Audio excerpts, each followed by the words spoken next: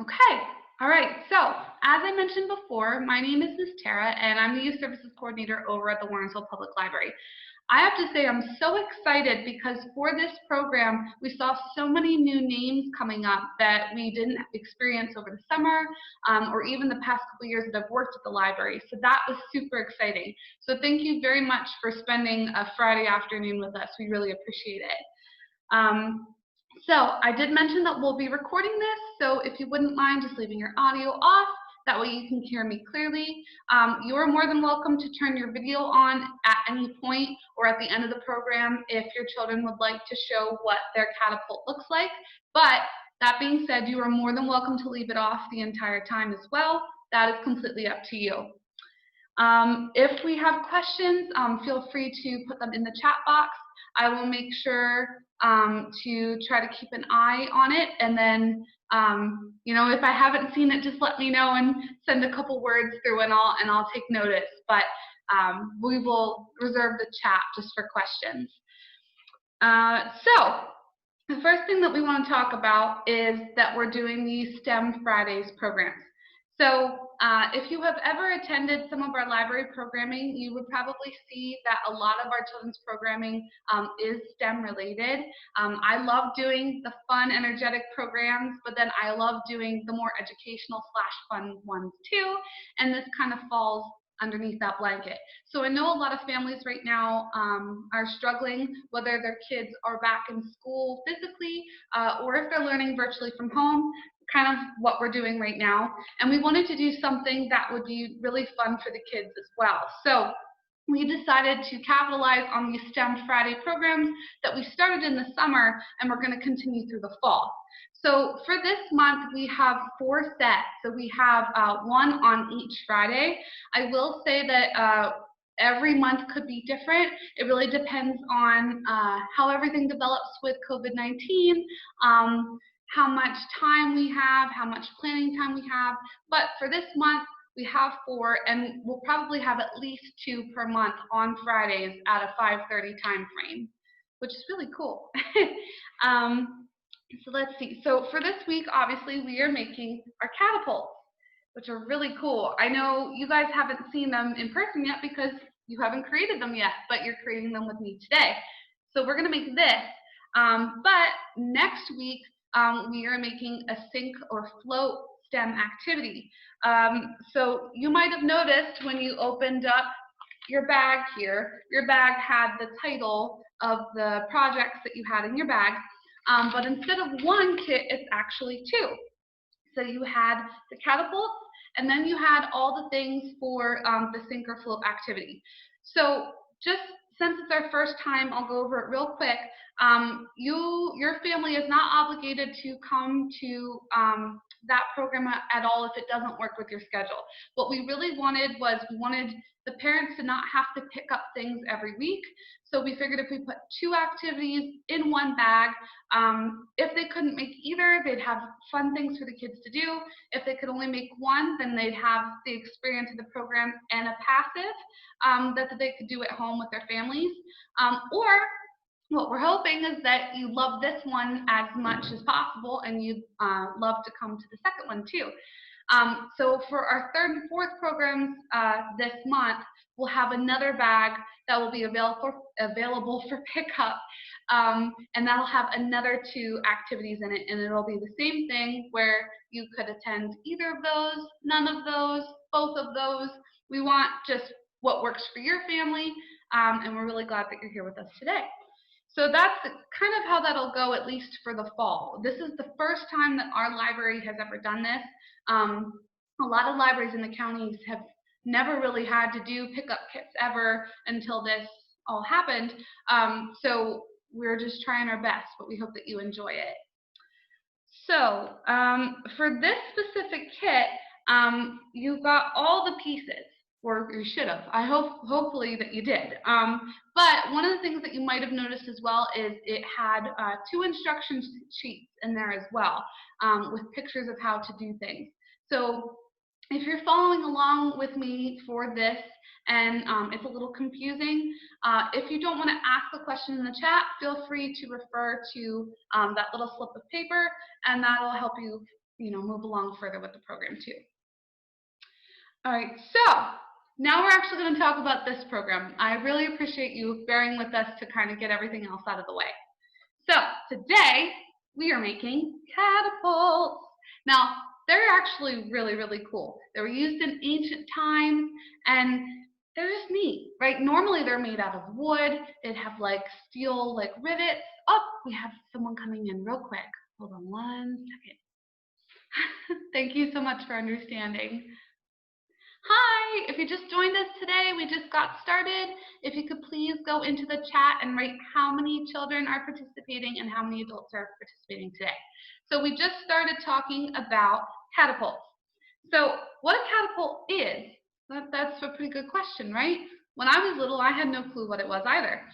It's actually a ballistic device that's used to launch a projectile a great distance, and it creates potential energy. So today you'll see, we'll go over what was in our bag in a couple minutes, but you will see that you have a pom-pom, right? This is our projectile that would be in our catapult. So it'll end up sitting right in the spoon there. I don't know if you can see it from my video camera here, but it'll sit right in the spoon, and if you're lucky, it'll go like that. I don't know if you can see it. So it's actually really cool. So what would end up happening is in ancient times during battles or wars, these groups of people would run a catapult, and it would take more than one person to run it. They're actually really large, and they would have projectiles that they would throw to try to destroy things. So they might have rocks, which is why we have these very soft pom-poms. We don't want anyone flicking one of these and sitting, hitting their little sister in the eye or something. This won't really hurt if it accidentally hits anyone or your cat. Or I have two at home, so I didn't want to hit them either. But they would throw rocks. Sometimes they'd use like hot tar. Anything really to create destruction. A lot of times in battle, they would put the catapult towards what they were trying to hit. So if it was a building, even people that were fighting in the war sometimes, they would end up using this catapult to kind of get through that. So the really cool thing about catapults, and I'm just referring to my notes here, is that it actually stores tension in the device, which is how you are able to fling your projectile. It's creating all this tension because you already have gravity, okay, that's pushing the item down into our spoon here, or would be the holder for the projectile normally. And then there's all this tension, and as the spoon goes down, more and more tension gets created until finally it's let go and it gets flung, and it goes super far. I wish you were here with me because you could see how far it could go. I'm just double checking that we're good. We don't have anyone else. Okay, sorry about that, guys. So we're going to create ours, and then you can see how far yours goes. So the first thing I think we should do before we create it is kind of look at the items that we were given. Now I know in your kit, it initially might have been a little confusing. We at the library try to use the least amount of plastic as possible. So normally, if you buy a kit from the store, even from like an online kit somewhere, even how Legos come sometimes, they're all packaged in plastic, and it says, okay, this is this piece and this is that piece. But we don't want to do that at the library, so we kind of made sure everything went in a brown bag. That is also really good because we found testing at the library, or not at our library, but just in the library system, that brown bags do not hold on to germs like other bags do. So anyhow, we threw a bunch of items in for 2 different crafts. Let's talk about what's actually in for this one. So I have a pom-pom. I think you all at least got one. Some kids might have gotten 2 if we miscounted somewhere. We also have popsicle sticks. Now I think these are really beautiful popsicle sticks, to be honest. The popsicle sticks when I was a kid, which you may have seen even recently, are just brown, and they're much smaller than this normally. I think these are more like tongue depressors, but these are really cool colors, which I like. And then we also have some rubber bands, right? I think you probably would have gotten 3. I will say from when I was doing mine, I think I might have used 4. So if you happen to have a spare one at home, that's great. If not, it can be accomplished with 3. And then finally, which is the thing that I don't have as a spare for myself, is the actual spoon. I wouldn't recommend using a metal spoon for this because if it comes down too hard, it might hurt you. So plastic is definitely the better option. Another cool thing about this as well is that these aren't just consumables. So you can actually use this again and again and again. You can make a bunch of them. Say your whole family wants to have a battle. You know, mom and dad or grandma and grandpa and you and your brother or your sister could make all each their own, and then you can have a battle, which would be cool too. So those are the things that we need for this. So why don't we get started, okay? So we have all our pieces out. The first thing that we're going to do, I'm actually going to flip this out, okay? Now, as you can see, I have these stacked, and I have 2 rubber bands. I have one on one side and one on the other. So if we count these together, let's see, 1, 2, 3, 4, 5, 6, 7. I have 7 popsicle sticks stacked. So that is the very first thing that we want to do. So I'm going to give, oh, let me see. Someone said they did not get pom-poms. Okay, so I apologize for that. We made a bunch of these, and it's the first time that we made them. So I do apologize that you didn't get the pom-poms. What I would say is if you'd happen to have like cotton balls at home, or I'd say anything soft that has, oh good, thank you, or anything soft that has enough weight. You don't want to use a little piece of paper, but if you took maybe a piece of paper, maybe the size of like maybe an inch or so. Yes, exactly. Thank you very much, Jill and Zach. I appreciate that. If you crumple it up, that's going to have enough weight to kind of get it to go for you. But let's go ahead and do this together. And actually, that's another thing that I'll end up recommending at the end, is that we are starting out with pom-poms, but as long as it's soft and it has a little bit of weight to it, you can really use whatever you would like to use. That's actually another thing that you could keep doing the STEM experiment with, is if you take things of different weights or different sizes, you can try to see how far it can go just from having the catapult at the same place on your floor or on your countertop. That's a really fun experiment too. All right, so you want to go ahead and take all 7, okay? So let's count together. It's 1, 2, 3, 4, 5. I love this one. 6 and 7. 7 popsicle sticks. You're going to stack them together. See, and this is the fun part. I initially had only red. Now I have a bunch of colors, so you can kind of make a pattern too if you'd like. Okay, so we have all 7 here. So the first thing you're going to want to do is you're going to want to take your rubber band here and go on the end, about almost an inch on the inside. And you're going to want to twist the rubber band around the end here, not so tight that it snaps. And unfortunately, we learned that at the library. We use rubber bands all the time to put on items.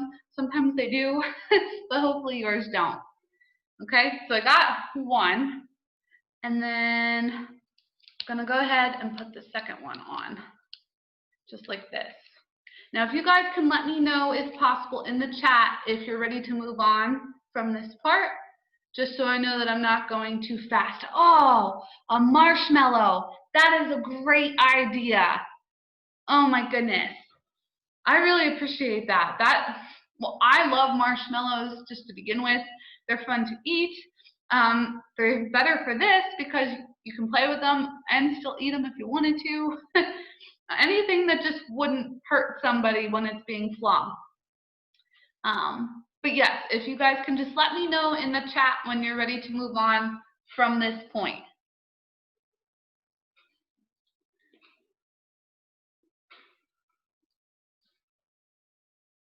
Oh, okay. Awesome. Sounds good. Okay, awesome.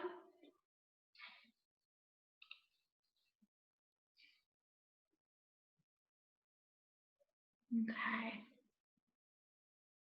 All right, so I think from this point, I think we'll go ahead and move on. It sounds like the majority of people are good. So just as a reminder, let's keep our audio off for me. Oh, awesome. Great. Okay, we're at the same point. Perfect. All right, so our next thing that we're going to do is we're going to make this piece here, because we end up later moving the piece we just made on the inside to make our catapult. So you're going to want to get your spoon, okay? You're going to want to get 2 popsicle sticks, okay? See how this is kind of like a 2-piecer here? Want to get 2 popsicle sticks. So both of mine are going to be blue, which are my favorite color. So that's why I chose these. Okay, and you'd have your spoon. I can actually probably take this one apart so that you guys can see. So I took a band off, which is going to remove my spoon here in a second.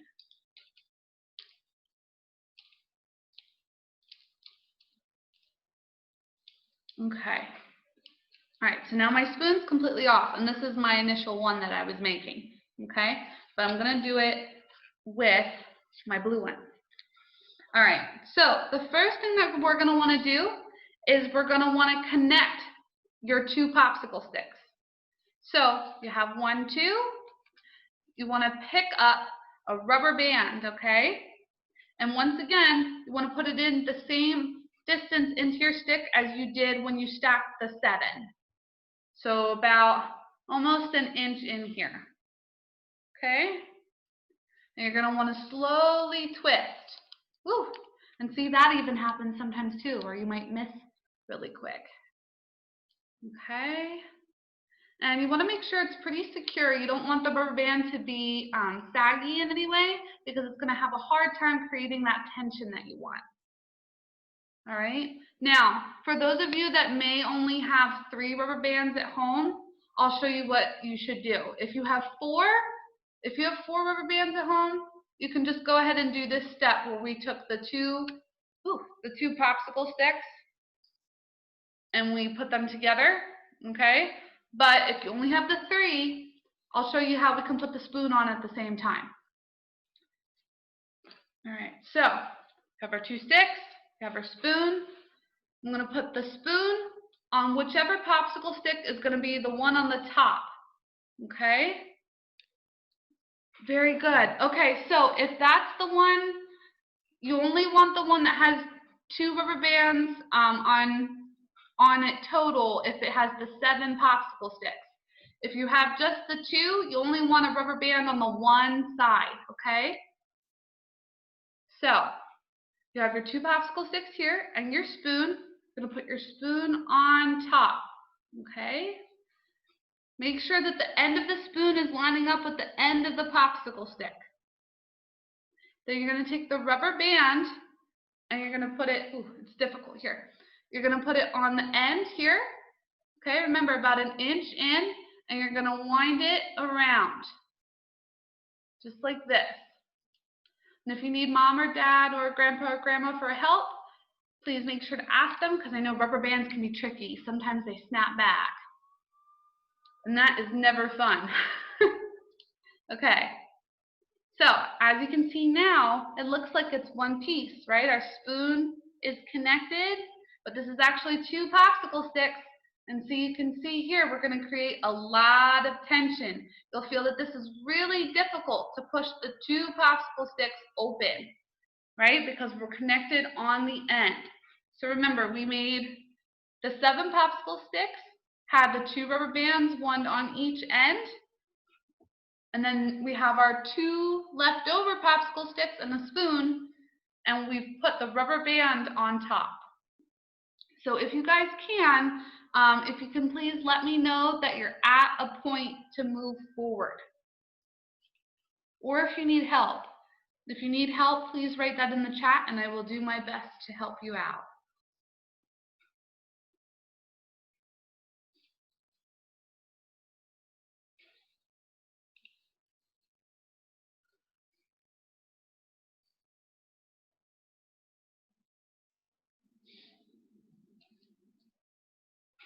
I'm just going to write in the chat here as like a little marker so I can see when you guys write past it. Oh, okay. Okay.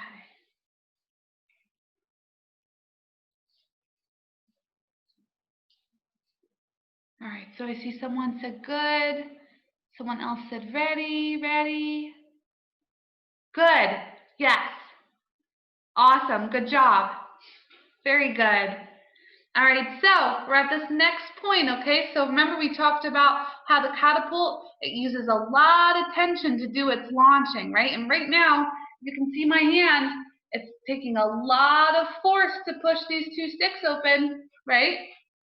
So the next thing that we're gonna do is we're gonna take our 7 popsicle sticks here that we put the 2 rubber bands on the end, and we're gonna slide it in between our other 2 popsicle sticks with the spoon. And when you slide it in between, you want to push it as far forward as you can. Okay? That way it's grabbing a lot of tension to begin with. Yours might look a little different than mine too. I can tell, like with this popsicle stick, it's not as strong as the other one that I created initially. Oh, very good. Awesome. And I love those colors. I hope everyone can see that. That's pretty cool. And that's okay if it wiggles. See, just like this, then it's just 2 separate pieces all over again, right? So just remember, you're opening it up just like this and sliding it up through just like that. Perfect. Very good. Okay. So now we have our catapult pretty much ready. So this is the really fun part, right? We were building it up. Now you get to actually launch things. So at this point, what I would suggest is, I'm not going to set it down on the table because you won't be able to see what I'm doing. But when you go to launch, you want to put your finger, see my finger here? You're going to want to put your finger on the bottom popsicle stick while it's on the table. Okay, maybe like this direction might be better. I'm right-handed, so it's a little bit more difficult for me to be holding it up, but you want your finger down on the popsicle stick while it's on the table, and you want the hand that you write with, which for me is the right hand, to pull back, just like this, on the spoon. See, I'll do it from this side too. So you're going to pull back. See how it's creating that flinging motion? That as we push the spoon down, it's building tension, and as you let the spoon go, it's letting it go. And that is how you're going to send your projectile, which is a pom-pom, a marshmallow, a crumpled piece of paper, and you're going to see where it goes. Okay? So I'm going to go ahead and put whatever object is there in the spoon, and I'm going to sit it down on the table and see what happens. Make sure that those 7 popsicle sticks are straight in there too. If you can help it, it should look like this. You don't want it to be crooked like that or like that. You want it to be as straight as possible. Okay? And we're going to go ahead and put our pom-pom or whatever you're using in the spoon. Place your finger down below. It also does help to place, here, let's see. You want to keep a finger down on here, but it also helps to hold this as well so it doesn't kind of go askew. Okay? I'm going to hold it down, put my finger down, and oh, that got the cat's attention. Oh my goodness, she wanted the pom-pom so bad. All right, so let me just check our time. So it's right around 6. So we've built our catapult.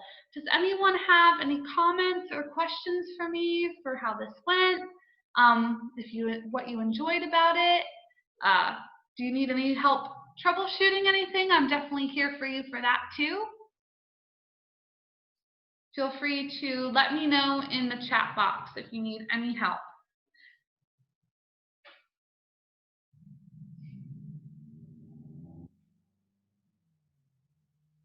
Okay, let's see. So it keeps slipping off. What I would say is, how far do you have it far enough in on your popsicle sticks that it can't slip off? If it's, I don't know if you can tell from the camera here where it is. It's about the length of my finger pad here. Okay? is essentially where it should be. If it's closer to the edge, it is going to have an easier chance to push it off, especially depending on how far you're pushing the 7 popsicle sticks in the middle.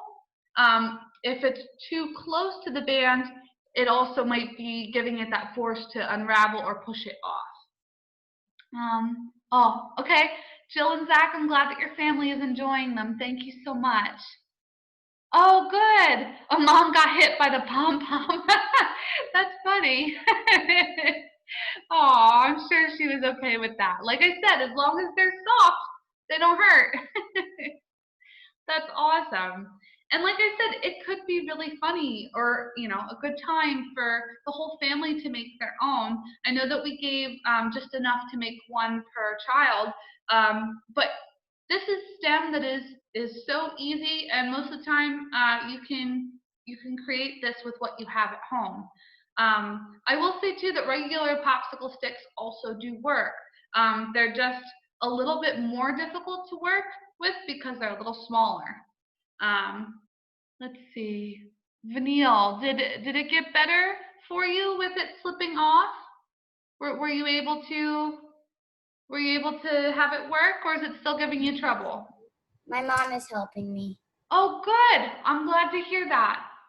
Sounds great. All right.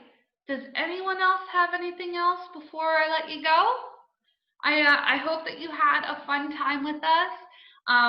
If you want to join us again next Friday at 5:30, we'll be doing the Sink or Float STEM. So you'll see the instruction kit for that. But we gave you a bunch of different items to try to decide ahead of time if you think that they'll sink in water or if they'll float. So for that, you'll want to bring like a smaller bowl. Sometimes I even use like a Tupperware container because I can see through it. But it's a lot of fun to try to do a hypothesis ahead of time and during the program and try to guess, okay, is this going to sink or is it going to float? And we'll be able to figure that out together. I know we're also going to do later in the month, we're going to do flip books. So I don't know if you've ever seen those before, but that's where you have a picture on each page. And as you flip the pages, the little character does a dance or a tree can grow. And then we're going to actually do something with marshmallows, which is fun. We're going to make our own marshmallow towers, which is really cool, with toothpicks. And we're going to see how high we can build it. So, oh, I see a smile there. Did you guys get it to work? Maybe? Yeah? Let's see. Awesome. Oh, almost.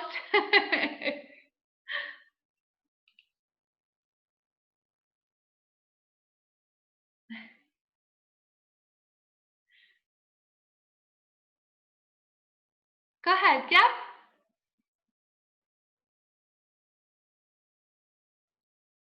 I know it's kind of tough if you don't do it on a table. But you have the right motion down 100%. Oh, hi. Hi. Feel free to unmute yourself as long as we're taking turns. Let's see. Whose account is that? Jill and Zach. Let's see. So you can say hi. Oh. Hi. How are you? I'm Liam and Riley. I'm Riley. I hope you had fun. Woo! Yeah, they're going all over the place.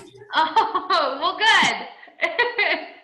All right, thank you for checking in. Ooh. I will shoot. Okay. Let's see. Okay. Hi. Hi. Did you have fun? Yeah. Awesome. I'm so excited to hear that. Thank you so much for joining us. Mine is used as popsicles sticks. Mine is actually not even a pom-pom. Is it? Oh, did you use a ping pong ball? Is that what that is? Yeah.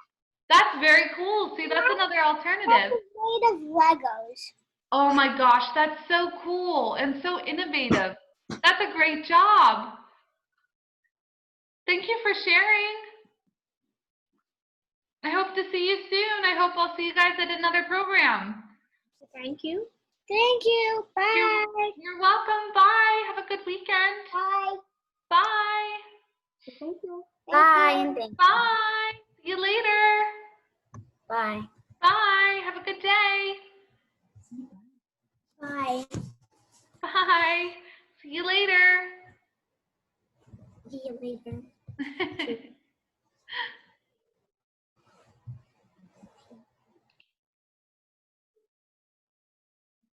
All right, so I'm going to let you guys go, the remaining ones.